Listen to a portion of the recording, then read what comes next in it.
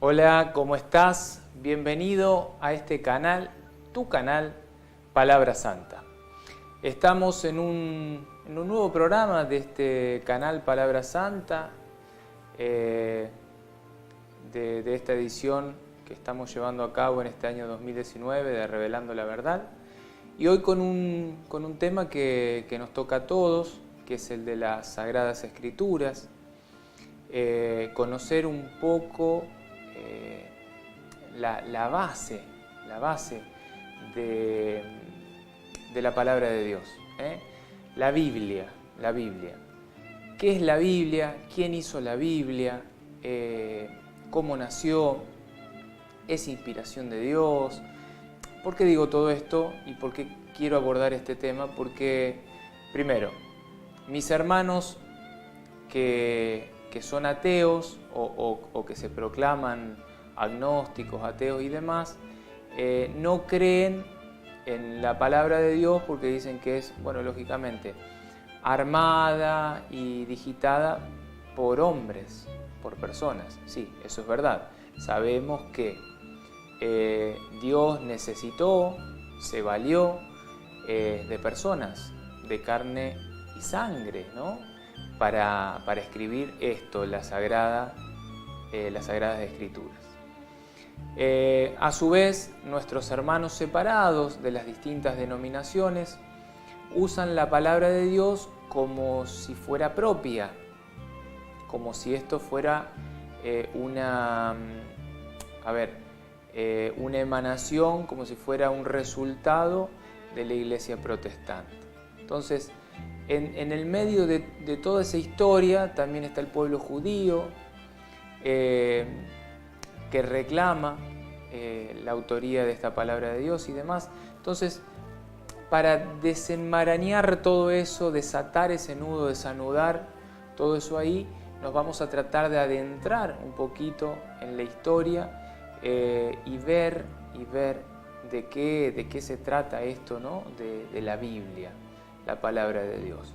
Primero vamos a hacer una brevísima oración y enseguidita, después de la oración, comenzamos.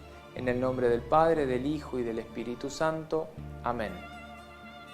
Padre amado, Padre misericordioso, Padre bondadoso, en el nombre poderoso de tu amadísimo Hijo Jesucristo, Rey y Señor nuestro, te pido en este momento que envíes al Espíritu Santo. Él, que es Señor y dador de vida, quiero que venga y que infunda su sabiduría, su conocimiento, pero principalmente que destape los oídos sordos de aquellas personas que no quieren o no pueden escuchar, que corra el velo de los ojos de aquellas personas que no quieren o no pueden ver, y que abra el entendimiento, libere el entendimiento, la comprensión de la luz de esto que es la palabra de Dios, de este mensaje que vienes a traer hoy. También te pido que tomes mi cuerpo, mi ser por completo y hables en mí. Que este mensaje, lejos de ser una idea humana, se transforme en una manifestación divina de tu voluntad. Que tú puedas comunicarle a tu pueblo este mensaje y que pueda llegar al corazón de cada uno de ellos. Te damos gracias, Señor, porque siempre escuchas nuestra oración y te digo que eres bendito, alabado, glorificado y ensalzado. Gloria, honor y alabanza sean dadas siempre a nuestro Señor Jesucristo. Amén. En el nombre del Padre, del Hijo y del Espíritu Santo. Amén. Bien, ahora como para comenzar un poquitito, o sea, ¿qué es la Biblia. O sea, Biblia, la palabra Biblia viene de biblioteca, de conjunto de libros, de organización de libros. Pero en sí, ¿la Biblia qué es? La Biblia es la palabra de Dios. La palabra de Dios. Ahí está lo que Dios nos quiere comunicar, lo que Dios desde el principio nos quiso comunicar. Y Dios se baja a través de esa palabra para hablarnos a nosotros, a vos y a mí, como sus hijos.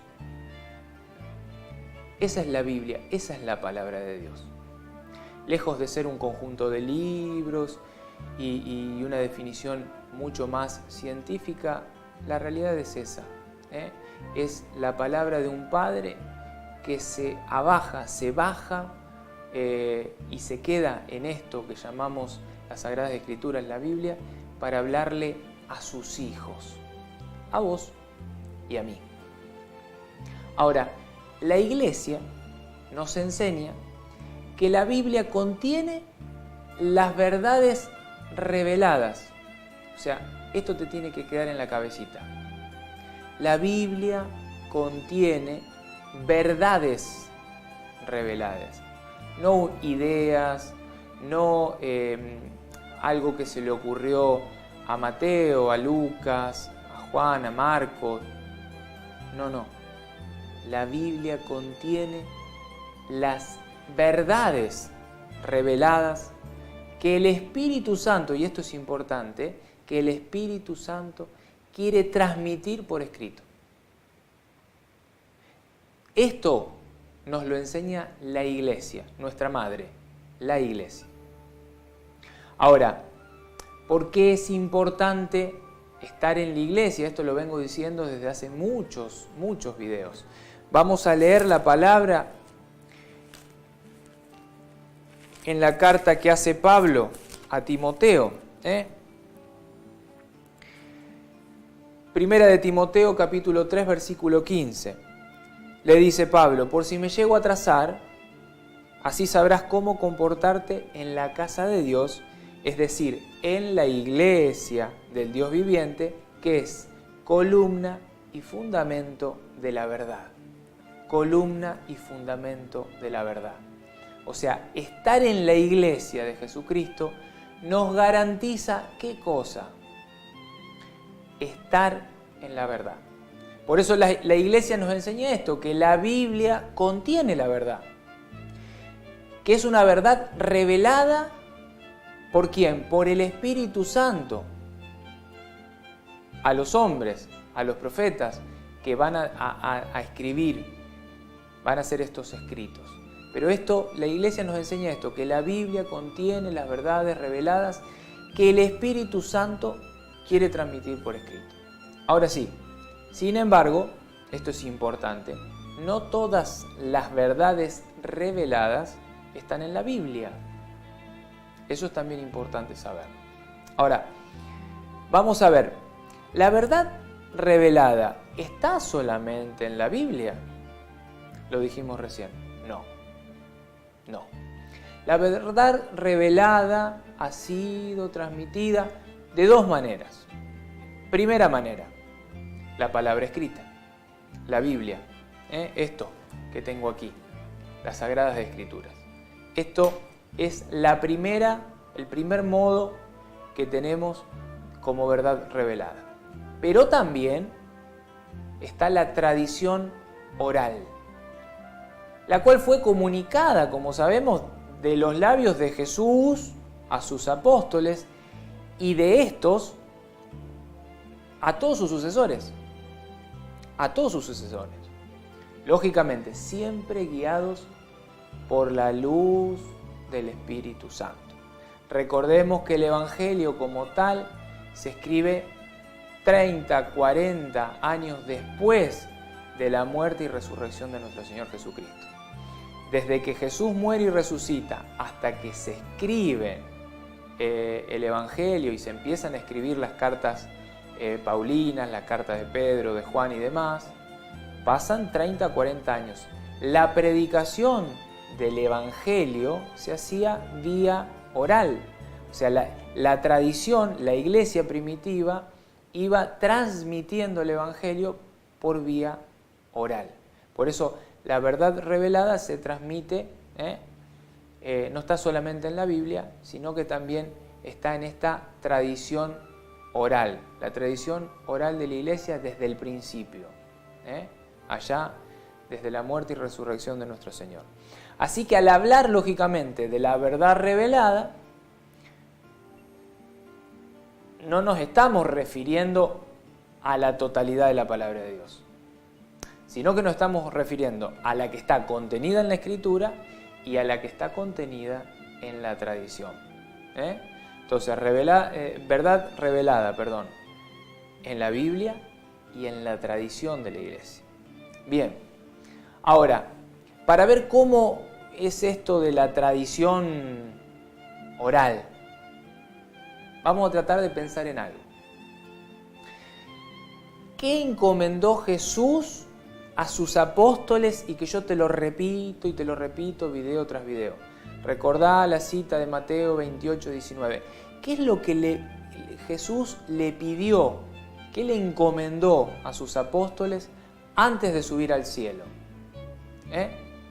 Le encomendó algo que te lo tenés que memorizar. Yo ya me lo sé de memoria.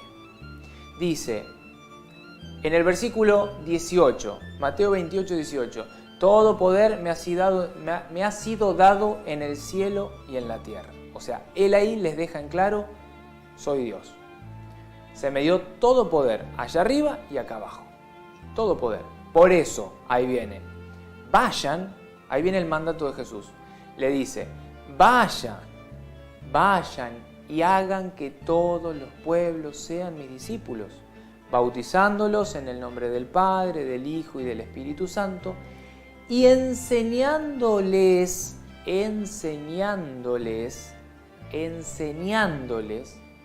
a cumplir todo lo que yo les he encomendado, todo lo que yo les he enseñado, todo lo que yo les he mandado, enseñándoles todo, no una parte del mensaje, un fragmento. Entonces, ese mandato que da Jesús, ¿qué hicieron los apóstoles con ese mandato? ¿Qué hicieron con ese pedido de Jesús, expreso de Jesús? Lógicamente, ¿comenzaron a escribir los evangelios o sencillamente comenzaron a comunicar lo que Jesús les había enseñado? Segunda respuesta, comenzaron a comunicar lo que Jesús les había enseñado. Esa es la verdad. Al principio los muchachos no se encerraron en una pieza y empezaron a escribir los evangelios. No, salieron al encuentro del prójimo, de los hermanos, y empezaron a predicar. Y predicaban el evangelio. ¿De qué manera? Como lo habían recibido. Era una tradición oral, una prédica oral. El evangelio escrito como tal viene mucho tiempo después. Esto es importante saberlo. Ahora, esa comunicación oral de las enseñanzas es lo que en la Iglesia Católica llamamos la tradición oral. Tradición oral. Y tiene tanta importancia como la palabra de Dios escrita. O sea, la tradición oral pesa de la misma manera que pesa la palabra escrita. Tanto así que en la Biblia hay tradición oral escrita. Sí. ¿Quién escribió la Biblia? El autor primario de la Biblia, lo sabemos todos, es el Espíritu Santo. Significa esto que los escritores sagrados escribieron bajo la influencia del Espíritu Santo. O sea, lo que está en la Biblia está ahí porque Dios quiere que esté ahí. Esa es la verdad. No es una idea de hombres, un invento de hombres. No. Y esto que está ahí y que Dios quiere que esté ahí, en el próximo capítulo, hago un alto acá, el próximo capítulo de Revelando la Verdad va a ser Jesús como revelación a través de la Biblia, desde el Antiguo al Nuevo Testamento. Cómo Dios, a través del tiempo y por boca de los profetas, nos iba a ir anunciando al Mesías. Y cómo nos va mostrando distintos pasajes de la vida de Jesús, incluida la muerte y la resurrección, en el Antiguo Testamento. Y cómo vamos a ver cómo se cumple en el Nuevo Testamento. Esto era un paréntesis como para que sepas que esto de la Biblia no es un invento de hombres, porque después vas a ir viendo que se va comprobando, se va sucediendo lo que Dios va anunciándole al pueblo. Y sucede en Cristo. Todo concluye en Cristo. La palabra de Dios es Cristo. Entonces, Dios desea, lógicamente, Dios desea que nosotros conozcamos su palabra. Ese es su deseo, que nosotros conozcamos su palabra. La historia de la salvación, toda la historia de la salvación está ahí contenida. Y lógicamente es la historia de historias, pero está ahí en su palabra. Ahora, ¿qué es, podríamos decir, como otra pregunta, qué es lo que hace que la Biblia sea un libro, podríamos decir, diferente, distinto de cualquier otro libro? ¿Qué es lo que hace que estas Sagradas Escrituras sea un libro distinto de cualquier otro libro que se haya escrito alguna vez? Lo que te dije recién, es que es un libro inspirado por Dios. Inspirado viene de soplo, de soplar, de soplar. Dios sopla. El Espíritu Santo mueve a esos autores sagrados a escribir en palabras humanas, en términos humanos, las cosas que Dios, esto es importante, las cosas que Dios quiere comunicarnos para nuestra salvación. O sea, esto no es una idea de hombres, no está movido por idea de hombres, sino que está inspirado, soplado por el Espíritu Santo de Dios. Entonces, vamos viendo y vamos captando la importancia de las Sagradas Escrituras, la importancia de conocer las Sagradas Escrituras. Ahora, tema importante, ¿cómo está dividida la Biblia? Yo te dije al principio, Biblia viene de un término que quiere decir biblioteca, conjunto de libros. Quiere decir que hay varios libros y cartas. ¿Cómo está dividida?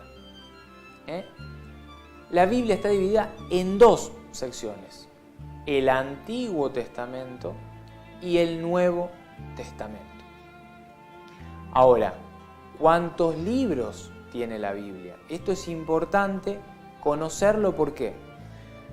La Biblia de la Iglesia Católica contiene 73 libros y las demás Biblias de las iglesias protestantes, de las sectas protestantes, tienen 66. Ahora, lógicamente, me vas a preguntar, ¿pero cómo puede ser que haya 73 y haya 66? ¿Por qué? ¿Por qué? Bueno, vamos despacito. La Biblia de los protestantes consta de 66 libros. ¿Por qué? Porque Lutero, año 1521, Martín Lutero, buscá si querés en la historia, con buscar en Google, Wikipedia, te va a desasnar enseguida sobre quién es Martín Lutero. Martín Lutero era un sacerdote de la Iglesia Católica que en una discordia, en una pelea con el Papa de ese momento, decide separarse, abrirse y forma un rancho aparte, y ahí empieza lo que se llama la Gran Reforma Protestante. Él hace esta cuestión de separarse de la iglesia y formar lo que se llama la iglesia luterana, que la iglesia católica le empezó a llamar las sectas o las iglesias protestantes. ¿Por qué protestante? Porque protestan contra lo que está escrito en la palabra de Dios y protestan contra esta cuestión de autoridad dada por Cristo al vicario de Cristo, que es el Papa, y a la iglesia como tal, que sabemos que es el cuerpo místico de Jesucristo, que es la cabeza. Entonces, este Lutero, en el año 1521, saca 7 libros que ya estaban en la Biblia. Ahora me vas a decir, pero Franco, pará, no me estás diciendo cómo empezó, porque si esta persona saca 7 libros, quiere decir que la Biblia ya estaba constituida como tal. Sí, es verdad. Vamos a ir ahí. Año 382 después de Cristo. O sea, 3 siglos y pico después de Cristo, de la mano de un papa de la Iglesia Católica. Recordemos que en ese momento no existían protestantes. O sea, los protestantes de esa época eran los judíos que no habían querido aceptar que el Mesías, Jesucristo, había venido. Y ellos son los primeros que sacan del canon de Alejandría, que ya te voy a hablar de qué se trata, que es el Antiguo Testamento, son los primeros que sacan 7 libros. Son los primeros. ¿Por qué sacan estos 7 libros? Es muy fácil. Y yo al final te lo voy a comprobar con fragmentos de la palabra de Dios, de esos libros que nuestros hermanos protestantes no tienen. ¿Por qué los sacan? Porque en esos libros está plasmada, pero de una manera increíble, impresa de una manera increíble, todo lo que el pueblo judío hizo con Cristo. Entonces, en una suerte de borrar el cristianismo, deciden sacar estos 7 libros. Esa es la verdad. Eso fue hacia el año 90 después de Cristo. Ahí se creó el canon de Jamnia. Pero esperemos, volvamos al año 382. Año 382. Un papa, San Dámaso I, de la Iglesia Católica, toma la iniciativa de decir: conocemos el canon del Antiguo Testamento. Lo vienen usando todos, incluido Cristo y los demás apóstoles. Vienen usando ese canon, que son todos los libros que conocemos: Génesis, Éxodo, Deuteronomio, Número, Levítico, todos esos libros del Antiguo Testamento. Este Papa dice, bueno, vamos a empezar a conformar el Antiguo Testamento y vamos a armar lo que es el Nuevo Testamento. Ahí, en ese momento, este Papa incluye 27 nuevos libros, a los que le llama a ese conjunto de libros y cartas, le llama el Nuevo Testamento, que va a estar conformado por ¿qué cosas? Evangelio según San Mateo, Evangelio según San Marcos, Evangelio según San Lucas, Evangelio según San Juan, libro de los Hechos de los Apóstoles, carta a los Romanos, a los Corintios, la primera a los Corintios, segunda a los Corintios, y así todo lo que hoy conocemos como Nuevo Testamento. ¿Qué pasa? Es el Papa que le dice a su iglesia: váyanse a Éfeso y traigan esa carta tan conocida por nosotros, la iglesia, que Pablo le escribió y le envió a los efesios, la cual después, por tradición oral, se expandió y se hizo de conocimiento cotidiano para toda la iglesia, que estaba distribuida por el mundo. Se hizo de fácil conocimiento. ¿Por qué? Porque llega la carta, la toman, la leen, y después los que participaron hicieron esta suerte de de llevar, de transmitir vía oral lo que decía la carta. Entonces, este Papa dice, vayan a Éfeso, traigan esa carta. Vayan a Corinto y traigan las 3 cartas a los corintios. Pero Franco, ¿cómo si hay 2? Sí, bueno, pero Pablo había escrito 3. La tercera no se encontró, trajeron 2. Y también traigan, y trajeron más cartas. También trajeron el Evangelio según San Pedro, también trajeron el Evangelio según Tomás. Estaban dando vueltas.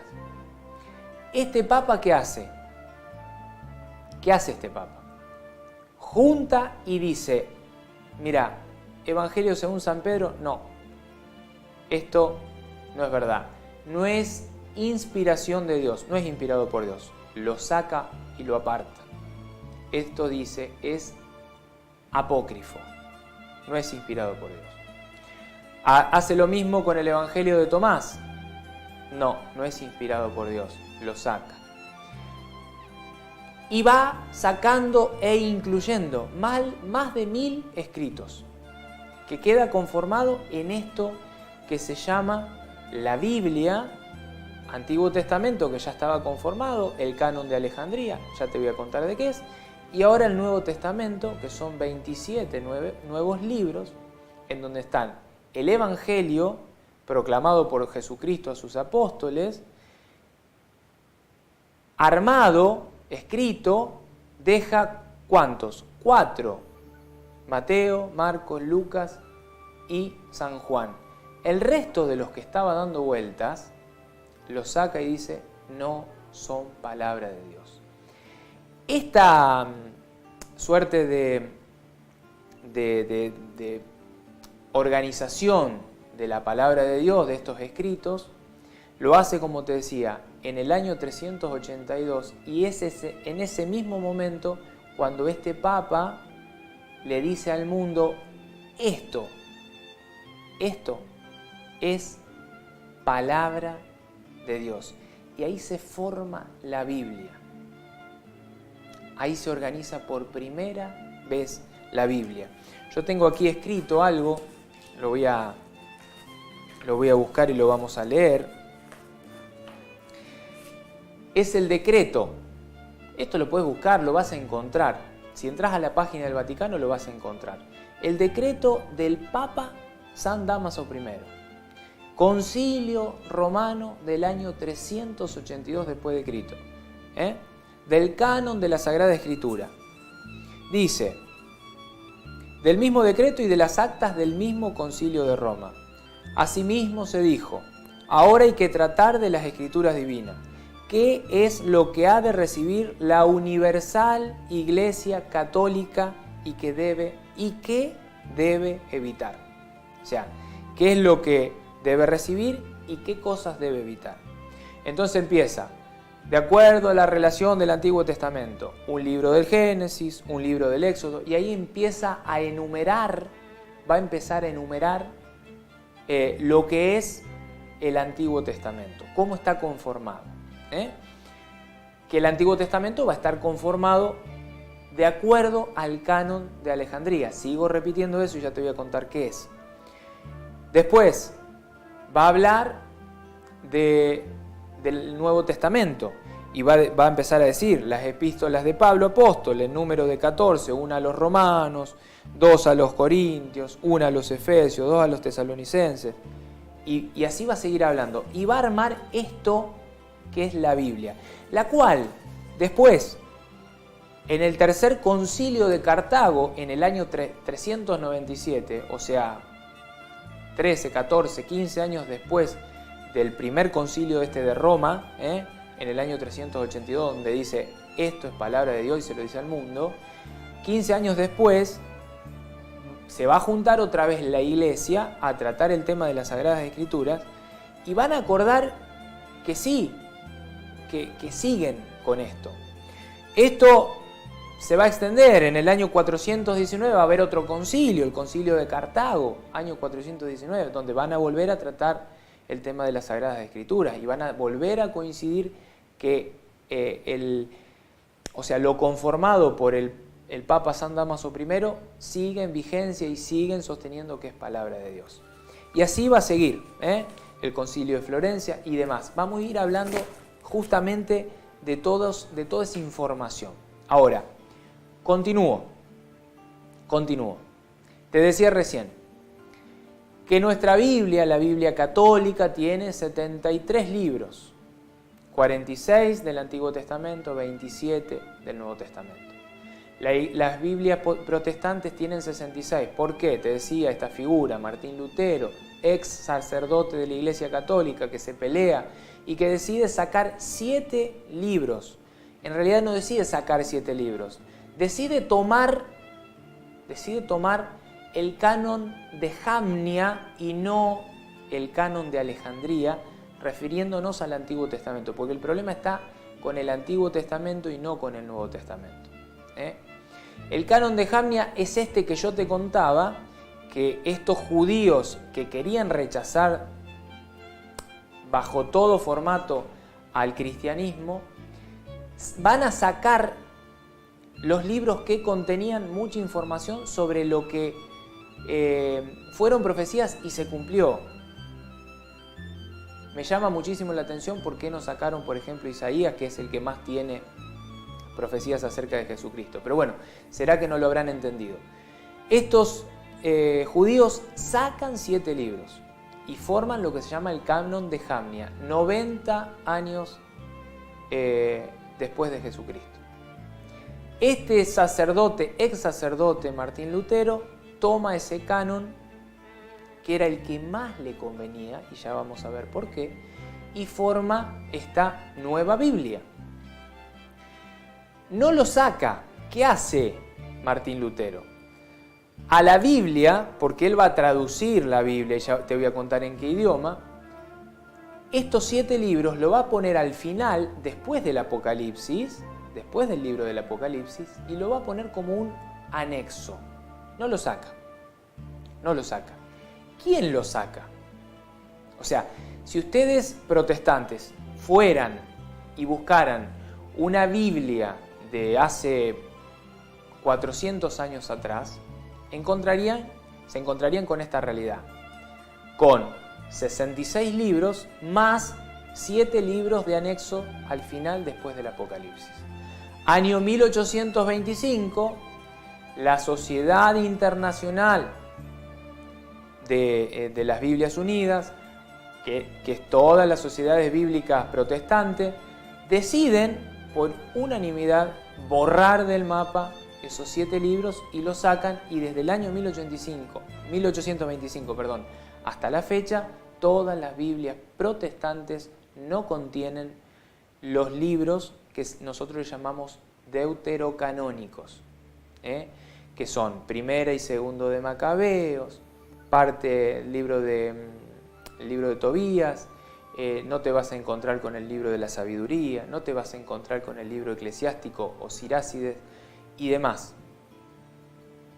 Los borran y dicen no es palabra de Dios. O sea que hasta el año 1825, del año 1521, que empieza esta reforma protestante de la mano de Martín Lutero, hasta el año 1825, como un anexo, pero estaban en la Biblia. En el año 1825, estas sociedades bíblicas internacionales lo borran del mapa y dicen, no va más, no es palabra de Dios. La Iglesia Católica, que había conformado esa Biblia en el año 382 después de Cristo y que la venía usando por más de 1500 años, va a salir a sostener que sigue siendo palabra de Dios y que es palabra de Dios los 73 libros que desde hace 1500 años se usan en la iglesia. Pero vamos a continuar un poquito. Algunas sectas, pero solo algunas, sabemos que hay más de 30.000 sectas. Fuera de la Iglesia Católica sabemos que hay más de 30.000 sectas. Algunas, muy poquitas, te diría que me alcanzan con los dedos de estas dos manos para contarlos, tienen los libros deuterocanónicos. Algunas, pero les llaman apócrifos. Les llaman apócrifos. Los católicos, ¿cómo llamamos a estos 7 libros? Te lo dije recién. Deuterocanónicos, que quieren decir últimos del canon. Últimos del canon. Lo que nosotros llamamos apócrifos son los otros libros, esos que te contaba recién, que bueno, querían que formen parte de la Escritura, pero que el Papa dijo no son inspirados por Dios. Y como el Papa tiene lo que en la Iglesia Católica desde Jesucristo llamamos infalibilidad, o sea que es infalible en cuestiones de fe, si en cuestiones de fe dice esto es blanco, sabemos que es blanco, y después te lo voy a demostrar con la Sagrada Escritura por qué. Sabemos que es blanco, y punto. Y no hay discusión. Como no se discuten los dogmas, como no se discuten muchas decisiones en cuestiones de fe que decide el Papa. Ahora, ¿cómo y por qué? Te decía recién, en la Biblia protestante faltan 7 libros. Te dije recién, Martín Lutero, año 1521. Algunos lo ponen en el año 1534. Rechaza estos 7 libros, los rechaza. Porque estos contradecían, y acá viene la parte importante. ¿Los rechaza porque él nota que no era palabra de Dios? No. Los rechaza porque él nota que contradecían sus nuevas doctrinas. Él estaba empezando a enseñar dentro de la iglesia un ejemplo, que el purgatorio no existía.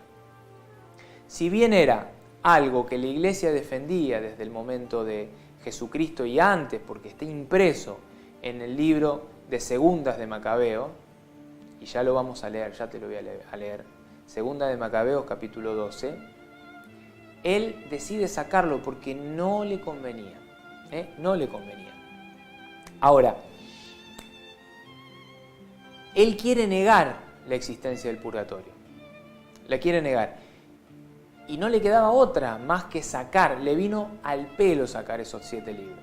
Un ejemplo, te decía recién, Segunda de Macabeos, capítulo 12, versículos 39 al 46. ¿Qué dice? Que sí, que existe una purificación.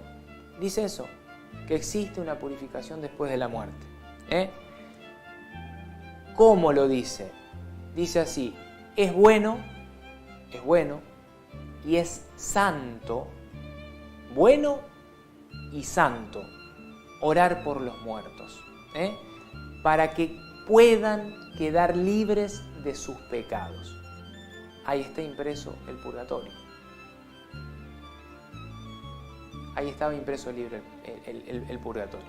Entonces, por este y por muchas razones más, por las cuales no me voy a detener, este señor Martín Lutero empieza con esto que se llamó y que es históricamente conocido como la Reforma Protestante, el primer cisma de la Iglesia, lo que nosotros llamamos también la apostasía, los que reniegan de la sana doctrina, los que reniegan de la fe.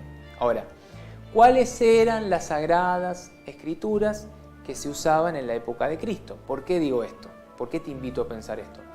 Porque Cristo y sus apóstoles fueron tomando distintas citas del Antiguo Testamento para basarse o para fundamentarse en distintos momentos de lo que nosotros conocemos como el Evangelio. Y lo vamos a ir viendo. Entonces, Cristo tomó, se basó en el canon de Jamnia, que lo van a hacer 90 años después de él, o se basó en lo que nosotros conocemos como el canon de Alejandría. Respuesta, se basó en lo que conocemos como el canon de Alejandría. Vamos a ver algo. Sabemos que las escrituras se leían ¿dónde? Recordarás, en las sinagogas. Los sábados se juntaban en las sinagogas y es más, Cristo va a leer en un momento y va a decir algo que los va a exasperar mucho a los judíos de la época, a los protestantes de la época. Ahora, ¿qué es lo que leyó en la sinagoga, por ejemplo, de Nazaret? ¿Qué leyó? Un texto del profeta Isaías. Este no lo sacaron del canon de Alejandría. Y es más, está tanto en el canon de Alejandría como en el canon de Jamnia. Pero Jesús, en ese momento, se refirió a un pasaje de la lectura del profeta Isaías, pero el canon en sí era el alejandrino. El canon contenía todos los 46 libros. Los 46 libros. El canon del Antiguo Testamento más usado, incluido lo que usó Jesucristo, por los judíos, y el que se usaba, y el que usó Jesucristo y el que usaron los apóstoles, era el que se conocía en la época como el de los 70. El de los 70. ¿Por qué el de los 70? Se llamaba así porque fueron 70 los sabios, los eruditos, los traductores que participaron en esa traducción. O sea, tradujeron las Sagradas Escrituras del Antiguo Testamento, que estaban en su mayoría en arameo y en hebreo, las tradujeron al griego. ¿Por qué?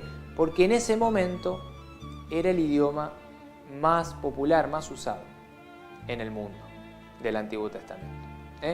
Entonces, no es sorprendente que esta fuera la traducción usada por Cristo. Y tampoco sorprende que sea la traducción que fuera usada por los escritores del Nuevo Testamento. Mateo es el único que continúa y que escribe todo el Evangelio de Jesucristo en arameo. El resto lo escribe en griego. El resto lo escribe en griego. De hecho, 300 de las 350 referencias al Antiguo Testamento que se hacen en el Nuevo Testamento, esto que te contaba recién, Jesús tomaba algo del Antiguo Testamento, Pablo toma algo del Antiguo Testamento, Pedro toma algo del Antiguo Testamento o hace referencia a algo del Antiguo Testamento, 300 de las 350 referencias que se encuentran en los 27 libros del Nuevo Testamento son tomadas del canon de los 70 o canon de Alejandría. Y ya vamos a ver por qué. Esta versión de los 70 es el que se conoce como el de Alejandría, el alejandrino. ¿Por qué? ¿Por qué se le llamó canon de Alejandría? Porque fue elaborado, fue hecho en la ciudad de Alejandría, en Egipto. Recordemos que era uno de los grandes centros del poder del momento, cuyo nombre se debe a su fundador, Alejandro Magno. Alejandro Magno. Por eso canon de Alejandría. Ahora, ¿cómo surge el canon de los 70? Estos 46 libros que contiene la Biblia católica, de los cuales después nuestros hermanos separados le sacan 7. ¿Cómo surge?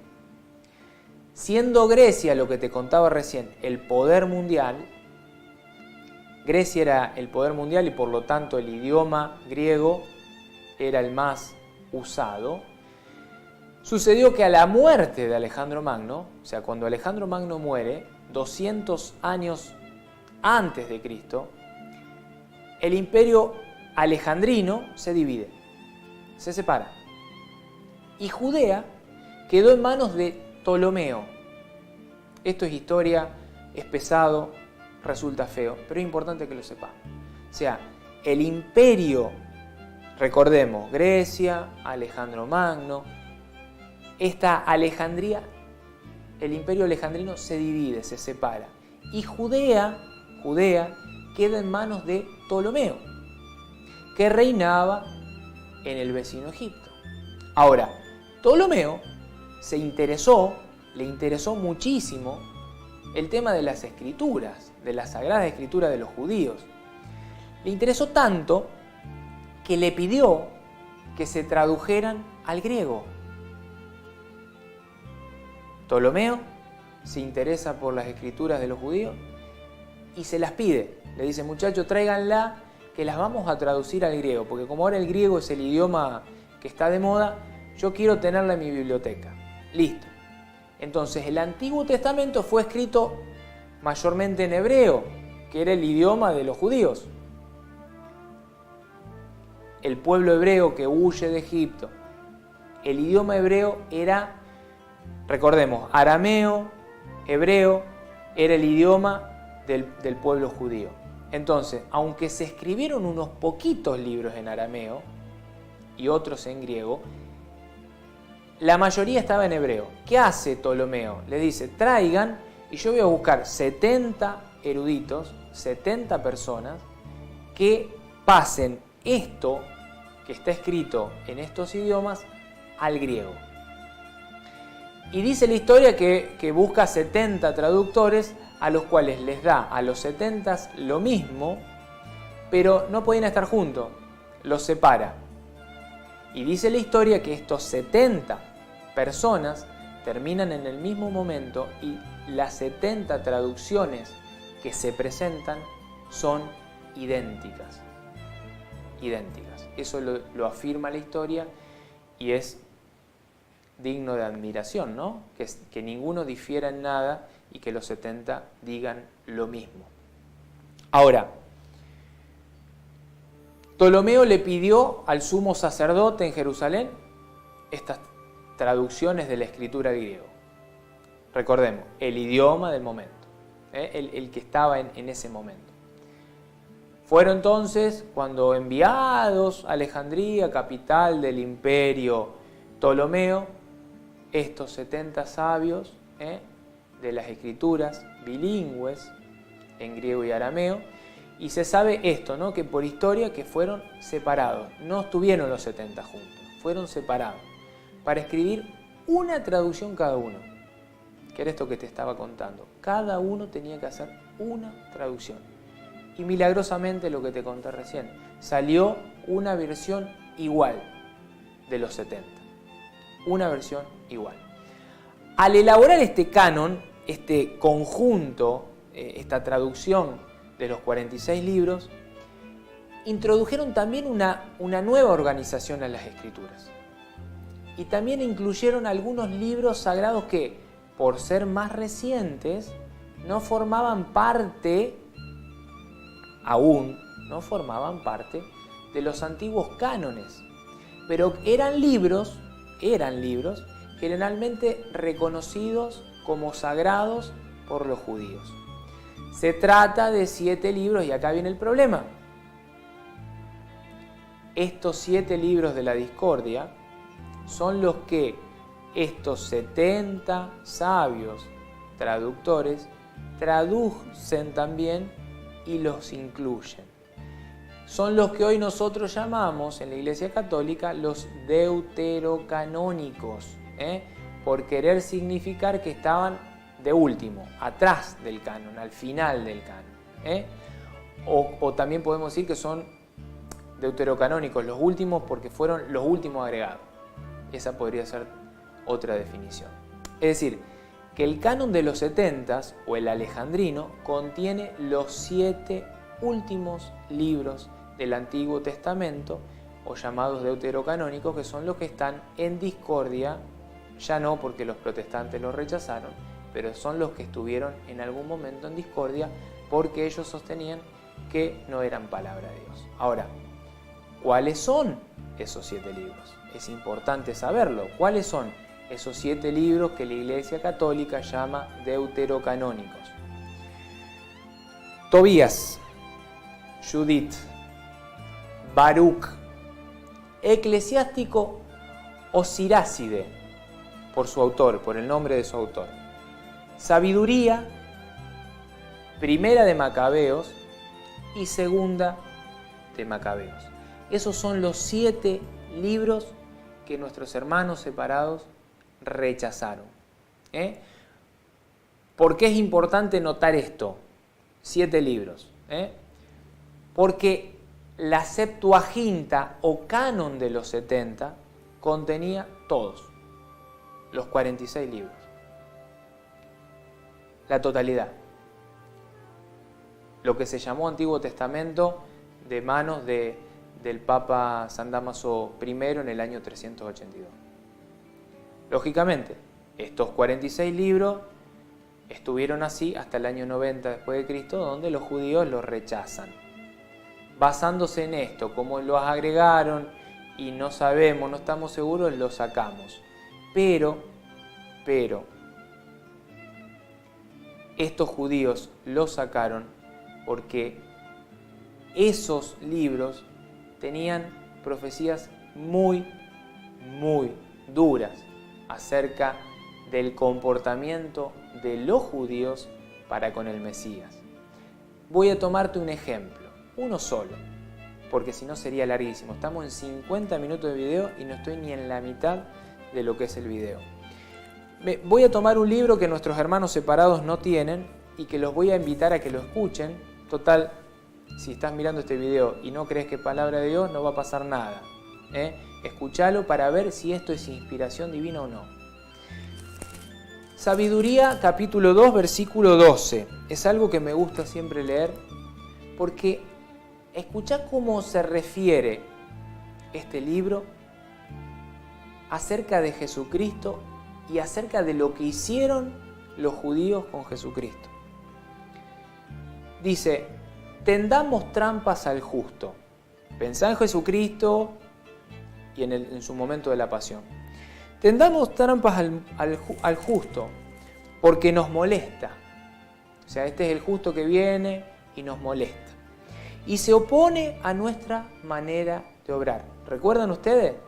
Fariseos hipócritas. ¿Qué dice?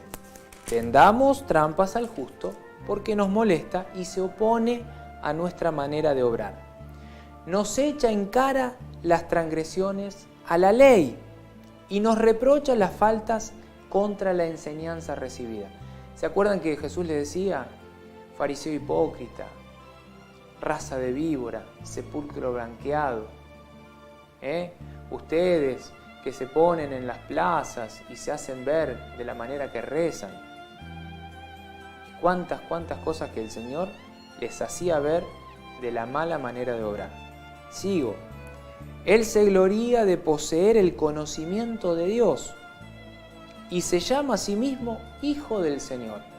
Escuchen cómo este libro descartado, desechado por nuestros hermanos separados, está hablando de Jesucristo con una precisión milimétrica. Él se gloría de poseer el conocimiento de Dios y se llama a sí mismo Hijo del Señor.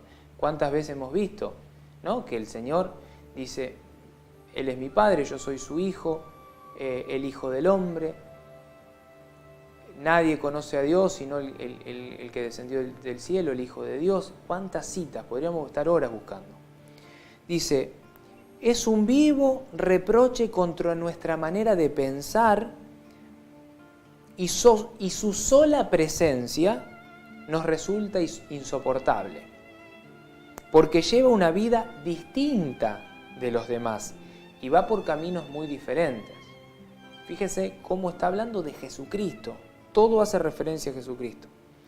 Nos considera como algo viciado y se aparta de nuestros caminos como de las inmundicias. Piensen en Jesucristo. Él proclama dichosa la suerte final de los justos y se jacta de tener por Padre a Dios. ¿Cómo está hablando, no? Mi Padre, yo soy el Hijo bajado del cielo. Mi Padre, yo soy el pan vivo bajado del cielo. Mi Padre, mi Padre. Sigo.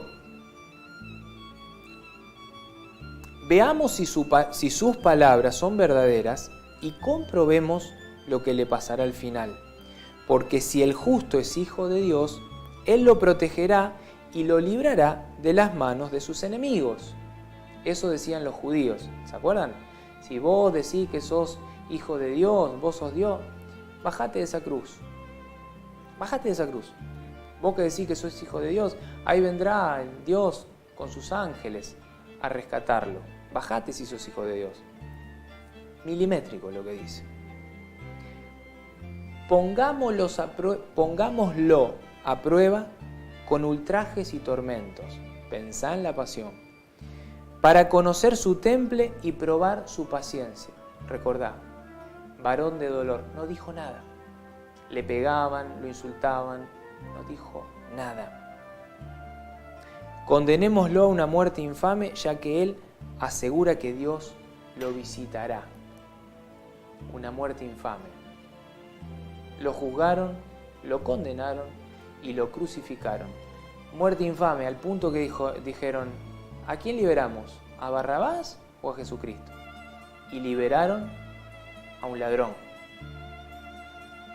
Condenémoslo a una muerte infame. O sea, milimétricamente.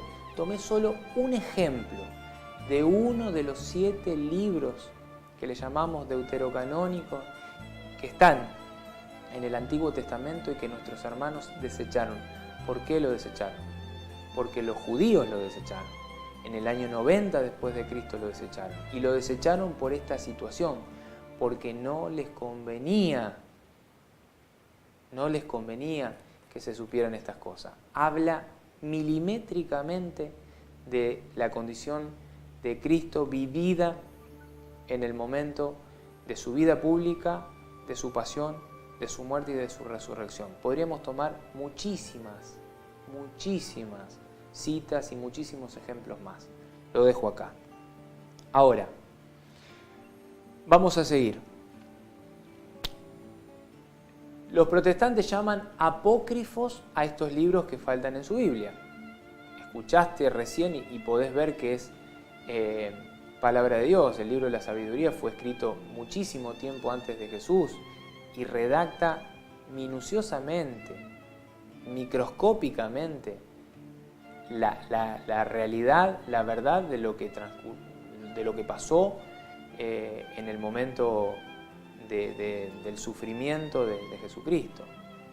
Ahora, ¿por qué dicen eso? Porque ellos tratan de quitarle toda validez de palabra inspirada, aunque hasta el más ignorante, escuchando lo que leí recién, se va a dar cuenta que es palabra de Dios. Pero lógicamente la Iglesia lo denomina deuterocanónico porque fueron asimilados al canon del Antiguo Testamento hacia el final. Y por eso y por muchas cosas más, principalmente porque el Papa dijo esto es palabra de Dios, es palabra de Dios. Ahora,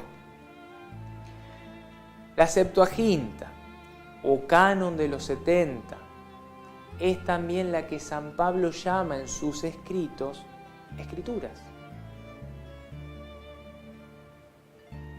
Los 46 libros. Pablo, en sus escritos, en sus epístolas, en sus cartas, los llama escrituras. Ahora, ¿qué canon utilizó San Jerónimo para la traducción al latín que se llamó posteriormente la Vulgata? La Vulgata es una traducción que hizo San Jerónimo que era discípulo de San Dámaso I, que fue quien le dijo al mundo, esta es la Biblia, estos libros son palabra de Dios. Este San Jerónimo fue el encargado de traducir todo eso del canon alejandrino, de los 46 libros, traducirlo al latín, del griego al latín. ¿Por qué? Porque después del griego el próximo idioma usado fue el latín. El más usado, el más conocido el latín. Entonces deciden traducirla al latín. Y el encargado es San Jerónimo. Inclusive San Jerónimo es el que después le va a dar el orden de capítulo y versículo que nosotros tenemos hoy. Y que de hecho nuestros hermanos separados respetan. Nuestro capítulo 4 de San Lucas es el capítulo 4 de cualquier Biblia protestante. Ahora, ¿qué canon utilizó San Jerónimo en esta traducción al latín, que después se llamó la Vulgata? El canon que él utilizó fue el de Alejandría, el alejandrino.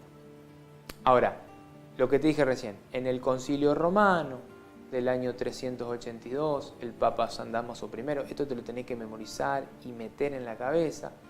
expidió un decreto, que es el que te acabo de leer, conocido como Decreto de Dámaso, que contenía una lista de todos los libros canónicos del Antiguo y del Nuevo Testamento.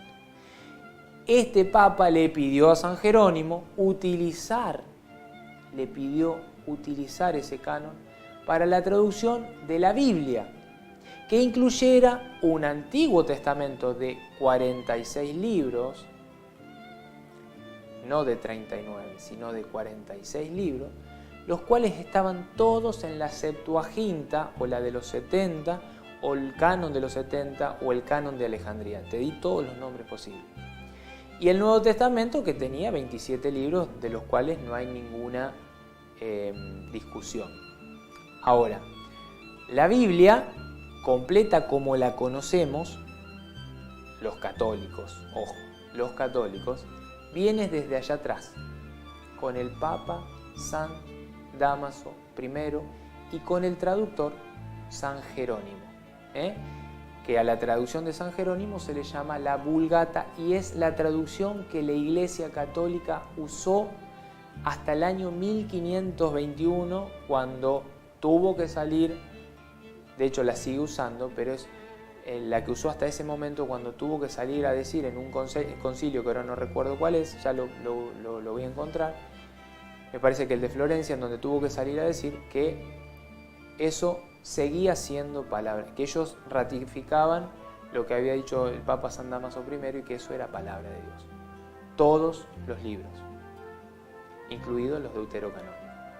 Ahora, no fue que los católicos, esto es importante, escucha, no fue que los católicos agregamos libros posteriormente, no, sino que los judíos, como te dije antes, y mucho más tarde Lutero, quitaron los libros que los católicos llamamos deuterocanónicos y que los protestantes ahora llaman apócrifos. Para el momento del trabajo de la traducción, de esa traducción que te contaba de San Jerónimo, que se llamó la Vulgata, existían dos cánones, lo que te conté antes. El canon de Alejandría y el canon que se llamó de Jamnia o de Palestina, que es este que te dije recién, que los judíos decidieron, por conveniencia, sacarle 7 libros. Basándose de esto, que en la traducción de los 70, la traducción que Ptolomeo quiere hacer para su biblioteca personal, hace del hebreo y arameo al griego, como estos 70 incluyen estos 7 libros, les vino al pelo para decir, no, esto no es palabra de Dios, lo saquemos, vamos a sacarlo. Ahora, San Jerónimo prefirió usar el idioma original hebreo, no el traducido al griego. Por eso usó en su traducción el canon de Palestina. Y me vas a decir, pero ¿y cómo? ¿No era que nosotros tenemos el de Alejandría? Sí, pero él prefirió usar el de Palestina o Jamnia.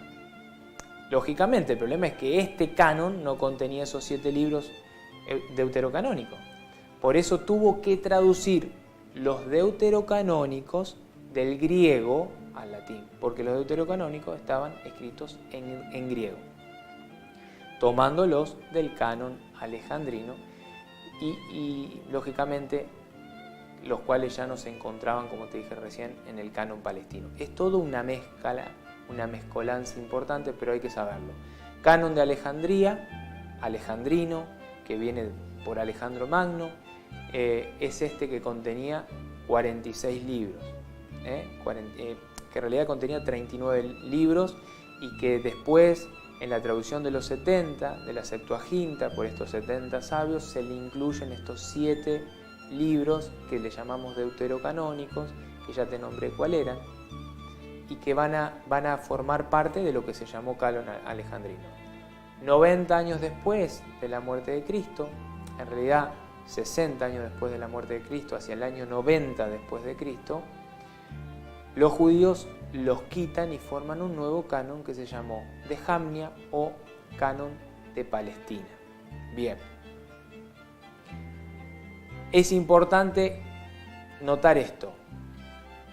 San Dámaso le pide a San Jerónimo, su discípulo, que traduzca todo lo del griego al latín, que era el idioma usado 300 años después de Cristo, en el año 382.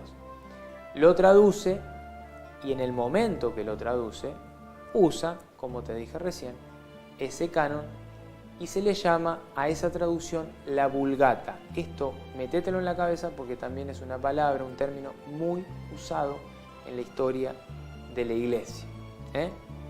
Ahora, vamos a ir un poquito más adelante.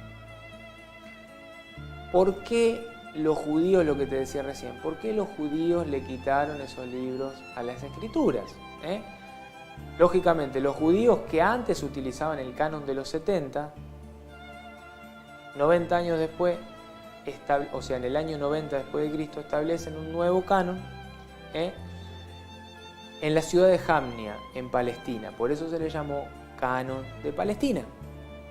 Ellos querían cerrar el período de revelación siglos antes. O sea, decirle al mundo, Dios viene revelándole al mundo esta cuestión del Mesías, pero va a tratar de dejarlo antes de estos libros, mucho antes. ¿Por qué? Por esto que te contaba recién.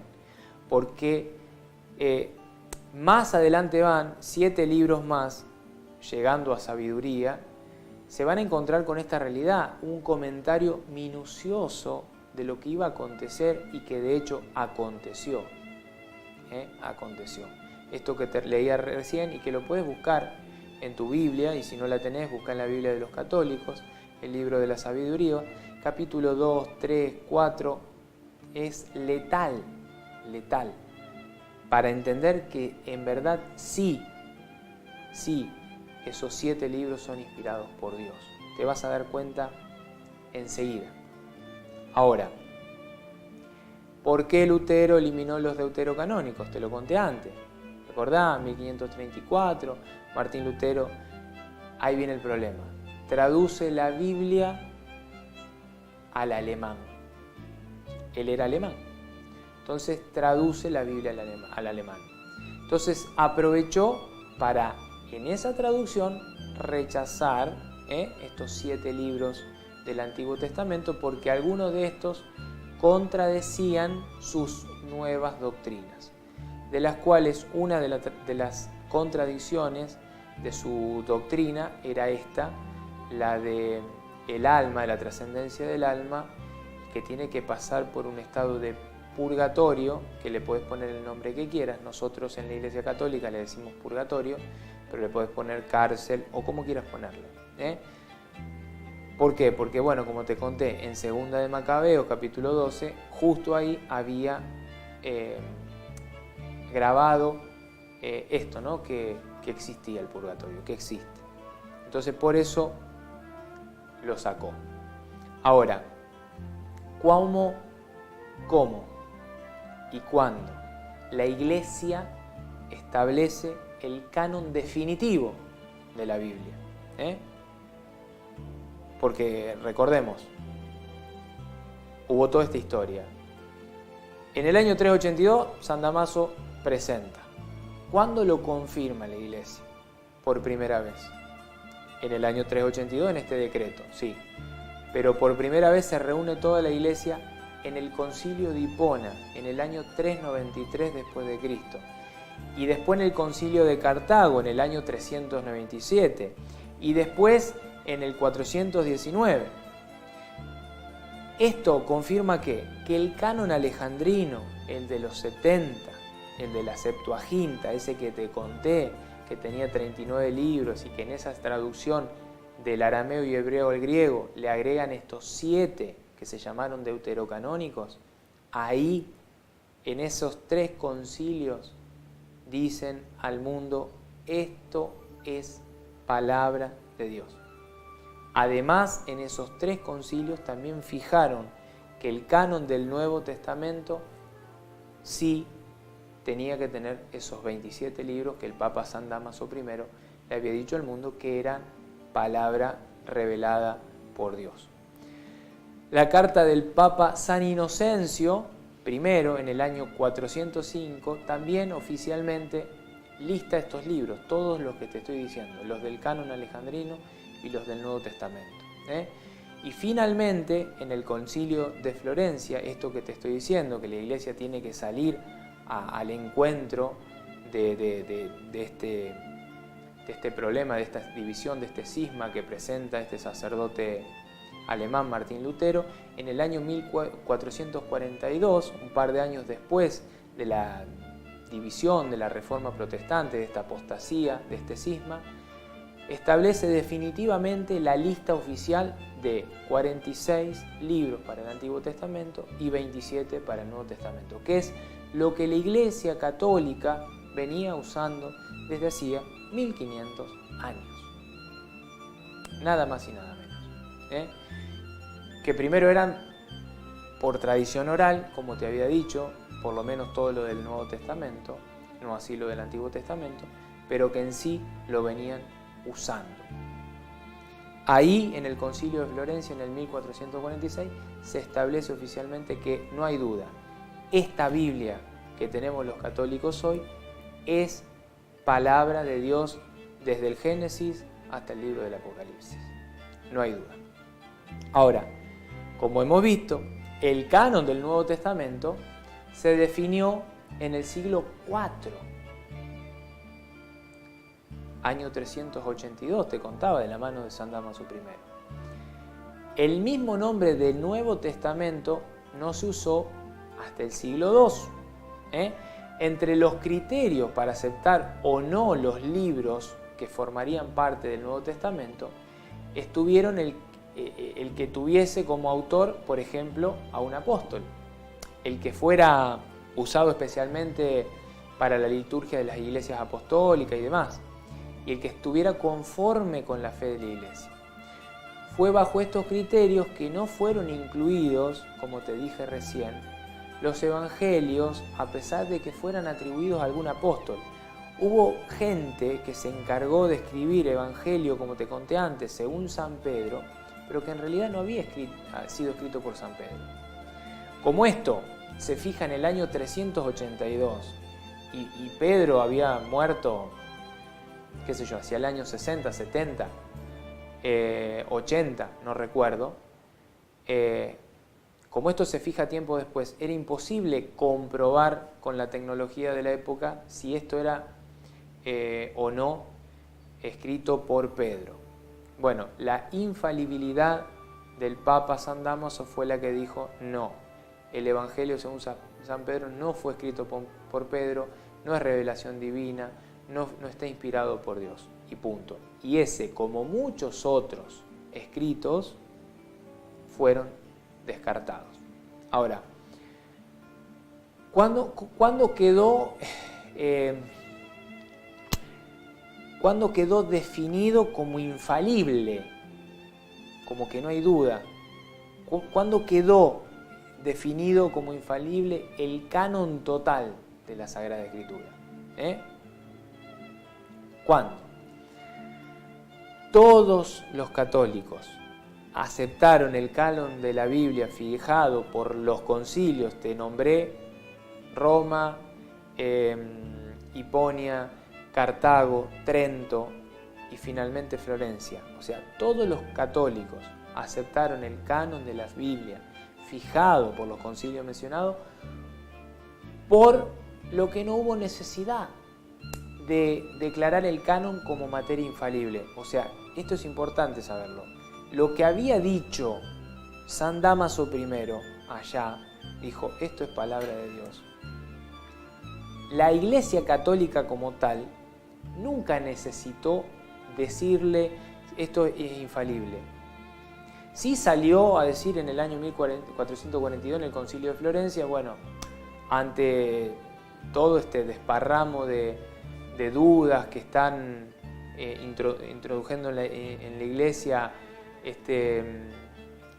esta persona, Lutero y sus seguidores, le decimos al mundo, esta es la conformación de la Sagrada Escritura.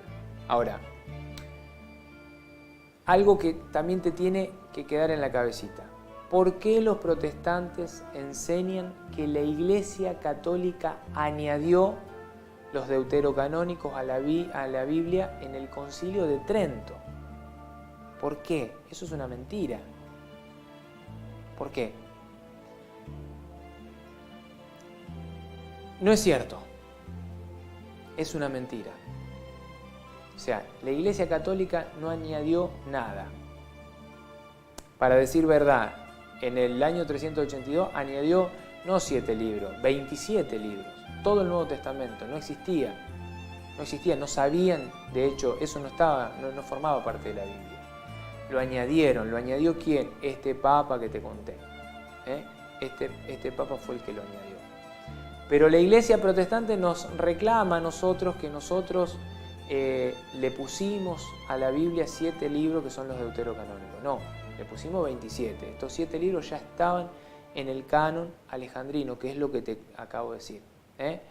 Lo que hizo el Concilio de Trento en el año 1545, acordate, 1440 el de Florencia, que salió a decirle al mundo, bueno, como esta persona está generando disturbio y controversia y divisiones y disensiones, le salimos a decir que no, corroboramos que esto es palabra de Dios. Hace 1400 años que se viene usando, es palabra de Dios, punto.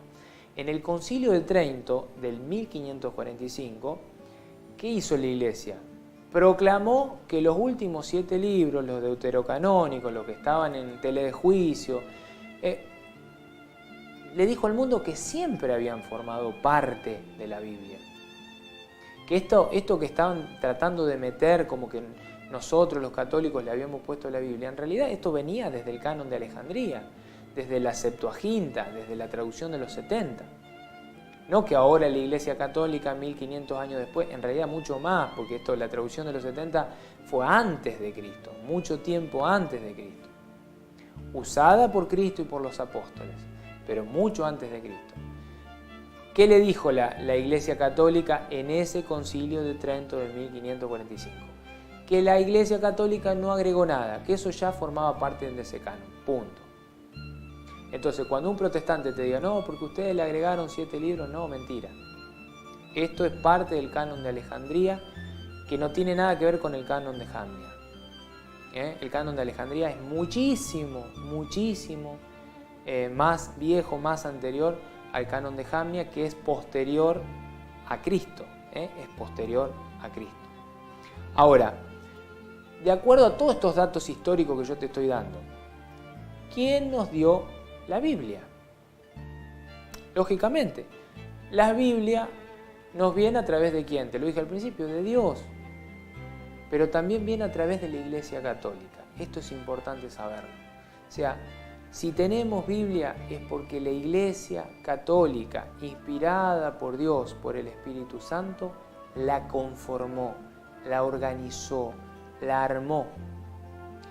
Y que sabemos que es de Dios por esta cuestión de autoridad que le dio Jesucristo al Papa, a Pedro y por consiguiente a sus sucesores, en este caso a San Dámaso I. Lo vamos a leer porque esto es importante, Mateo 16, lo leo siempre, pero es la realidad de la Iglesia, es lo que nos da la certeza, les da la certeza al mundo y por eso los protestantes usan la Biblia que hicieron los católicos y dicen que es palabra de Dios, porque lo dijo el Papa, y el Papa es infalible. Escuchá la autoridad que Jesús le da a Pedro, ¿no? Dice, Jesús preguntó a sus discípulos, ¿qué dice la gente sobre el Hijo del Hombre? ¿Quién dice que es? O sea, a ver, ¿quién dicen que es? Porque acá hay muchos, hay protestantes, unos dicen que es Elías, otro que es Jeremías, otro que es... ¿Quién dicen que soy? Ellos le respondieron, unos dicen que sos el Juan el Bautista. Fíjate, hay una secta protestante que predica un Jesús distinto, Juan el Bautista. Después otros dicen que sos Elías, o sea, hay otra secta que dicen Jesús es Elías. No es Jesús el que nosotros, vos y yo conocemos. Hay otros que dicen que sos Jeremías o alguno de los profetas. Ahora, ¿quién tiene la certeza? Acá viene la infalibilidad del Papa. Y ustedes, les preguntó, ¿quién dicen que soy?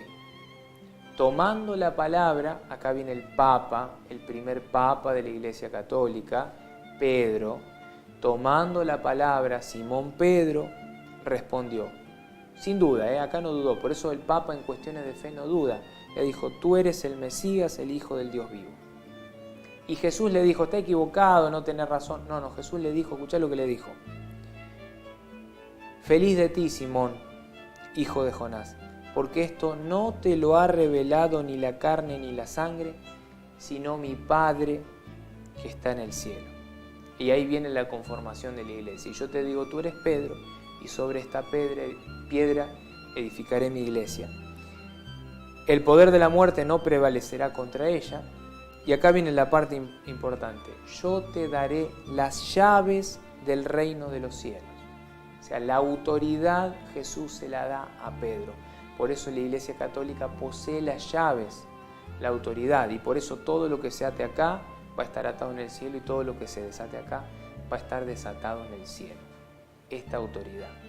Por eso si la Iglesia Católica dice esto es palabra de Dios, tené la plena certeza de que esto es palabra de Dios y no hay ninguna duda. Ahora, ¿quién tiene la autoridad? Esto es importante también. ¿Quién tiene la autoridad para la interpretación de la Biblia? O sea, ¿cualquiera puede agarrar la Biblia y ponerse a interpretarla? No.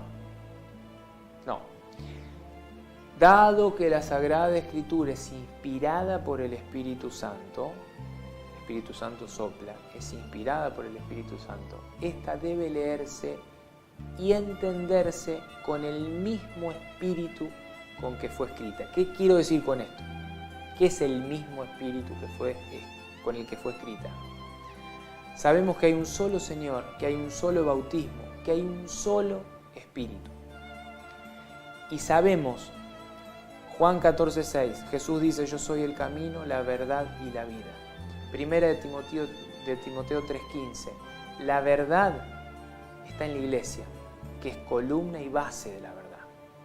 O sea, que ese espíritu, ese único espíritu, se da, se manifiesta, se entrega a la iglesia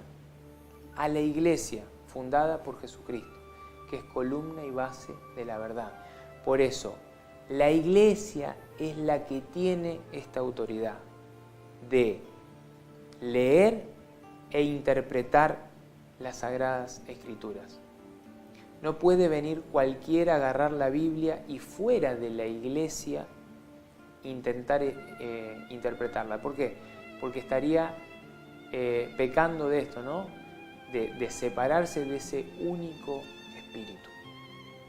Por eso, siempre que leas la Biblia, la interpretación que sea conforme a lo establecido y preestablecido y entregado oralmente, tradicionalmente, por la iglesia, en este caso la católica, no por el resto. La católica es la única que de la mano de Pedro cuenta con esa autoridad, las llaves. Bueno, ahora, ya lo vimos recién. ¿Cuándo Jesús le da esa autoridad? Lo leímos recién. En Mateo 16, en el versículo 19. Yo te daré las llaves. Entonces, podemos decir que este tesoro inagotable, la palabra de Dios que todos conocemos como tal, las Sagradas Escrituras, este tesoro, lo tenemos gracias a esta intervención divina del Espíritu Santo en este Papa San Dámaso I, que en el año 382 le dice al mundo, esto es palabra de Dios. Y es por eso que todos nuestros hermanos, todas las sectas, no dudan en usar esto y decir que es palabra de Dios. Si bien no respetan, no obedecen lo que dice y le ponen y le incluyen un montón de cosas, pero usan esto porque saben que es palabra de Dios. Así que bueno, hoy vimos esto, la Biblia, ¿no? Cómo fue hecha, cómo fue conformada, quién la hizo, por qué es importante saber que la hizo la Iglesia Católica, de manos de quién, de qué papa, cómo fueron las traducciones, qué cánones se usaron, qué son los libros deuterocanónicos. Vimos un montón de información.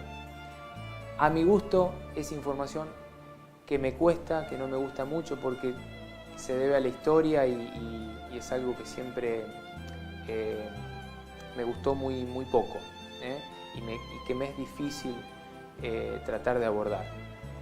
Pero bueno, teníamos que llevarlo adelante. En el próximo capítulo de Revelando la Verdad vamos a ver a un Jesús, un Mesías, un Emmanuel, un Dios con nosotros, que se empieza a proclamar desde la creación del mundo.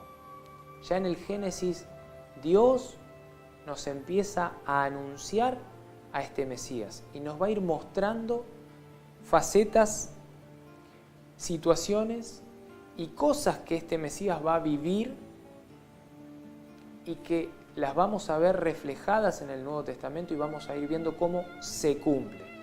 Lo que fue anunciado en el Génesis, en Cristo se cumple. Lo que fue anunciado en el libro de Isaías, en Cristo se cumple. Lo que fue anunciado, y así, en los distintos libros. Como recién te mostré lo del libro de sabiduría en el capítulo 2, versículo 12, que me encanta siempre leer. Espero que te haya servido. Sé que era mucha información, es mucha información. A veces hasta lo dije 2, 3, 4, 5 veces para tratar de fijarlo. De San Dámaso lo dije 15 veces para tratar de fijarlo, pero bueno, tenés que aprender esto. Cuando un protestante o un católico con poca fe venga y te dice no, porque la iglesia, la Biblia, que no es palabra de Dios, que es un libro cualquiera, que no sabemos quién lo hizo, no. Es palabra de Dios, es inspiración divina, es esto, ¿no? Es Dios que se baja, como te decía al principio, al hombre para hablarle. Es este Padre amoroso y misericordioso que nos deja esta palabra por el medio de la cual quiere hablarnos, quiere comunicarse con vos y conmigo. Y que es la revelación de esta salvación que va a concluir en su Hijo Jesucristo. Así que bueno, espero que te haya servido. Escucho como siempre consejos, comentarios. Me gustaría saber qué temas te gustaría que abordemos en próximos capítulos para que, bueno, así los pueda desarrollar, intentar desarrollar. Te agradezco como siempre que te hayas quedado hasta este momento, hasta el final, y te espero en el próximo capítulo de este programa Revelando la Verdad en este canal, tu canal Palabra Santa. Hasta pronto.